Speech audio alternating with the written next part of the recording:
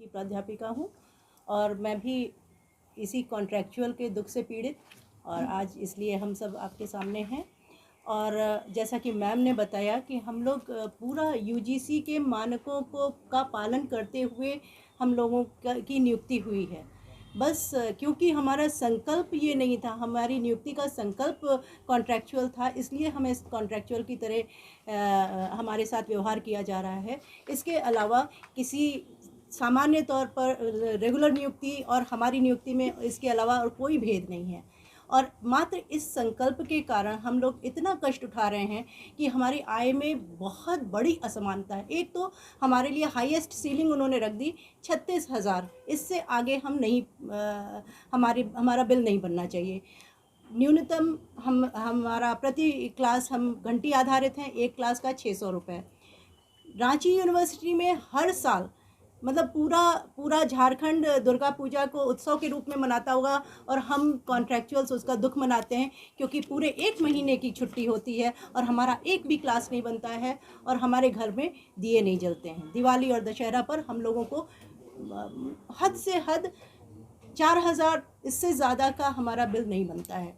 तो आप ये सोचें कि हमारे त्यौहार किस तरह से दुख में भर जाते हैं, कोई पैसे नहीं मिलते हैं। आय में इतनी बड़ी असमानता है, किसी विभाग में अगर शिक्षक ज़्यादा हैं तो उनको कम कक्षाएं मिलेंगी, तो 36,000 तो बहुत मुश्किल से किसी का पहुंच पाता है। अगर हम एवरेज देखें तो 15 से 20,000 रुपये, और आप इतने हाईली एजुकेटेड वर्ग को इस तरह से प्रताड़ित शोषित रखेंगे तो वो पीड़ा कहीं ना कहीं तो समाज में निकलेगी। अपने दुख को पहुंचाना चाहते हैं। हम बस ये चाहते हैं कि हमारा एक निश्चित मानदेय तय हो जो कि यूजीसी ने जो तय किया है। 7वें वेतनमान के अनुसार यूजीसी ने जो समान कार्य, हम हमारे कार्य में भी कोई भेद नहीं है। हम क्वेश्चन पेपर बनाते हैं, हम परीक्षाएं लेते हैं, हम कॉपी चेक करते हैं, विद्यालय के जो कामकाज नियमित कामकाज हैं उसमें नियमित शिक्षकों की तरह भाग लेते हैं, हर कुछ करते हैं। तो फिर हमें समान कार्य का समान वेतन क्यों नहीं मिलना चाहिए? जब तक हमारा स्टैट्यूट निर्माण नहीं हो जाता तब तक के लिए हमारे ग्रॉस सैलरी यूजीसी मानक के आधार पर फिक्स होनी चाहिए। ये हमारी मांग है। मांगों को उठाया है, पहले भी सरकार को जगाने की कोशिश की है। आज हताश होकर हम महिलाओं ने झंडा उठाया है।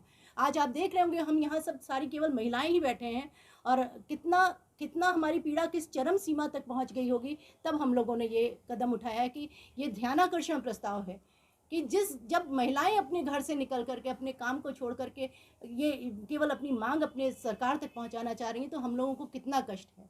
तो उनके सभी विश्वविद्यालय के प्राध्यापक यहाँ पे प्रेजेंट हैं और हम आज बहुत पीड़ित हैं।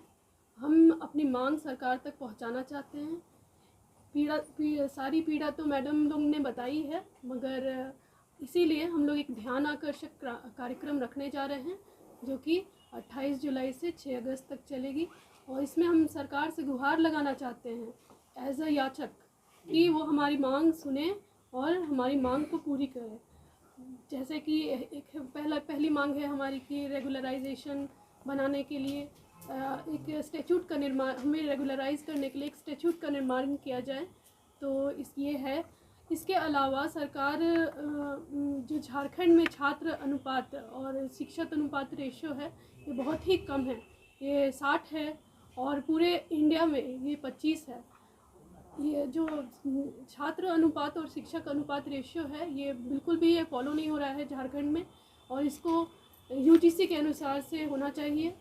क्लास में अगर 50 बच्चे हैं, 100 बच्चे हैं, 300 बच्चे हैं तो उसमें एक टीचर दिया गया है, एक पढ़ा रहे हैं।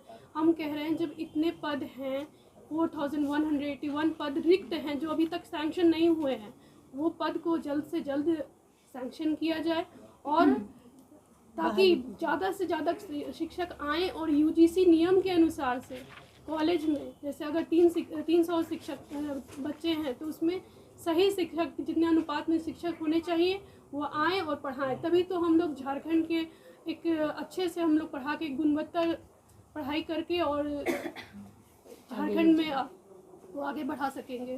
तो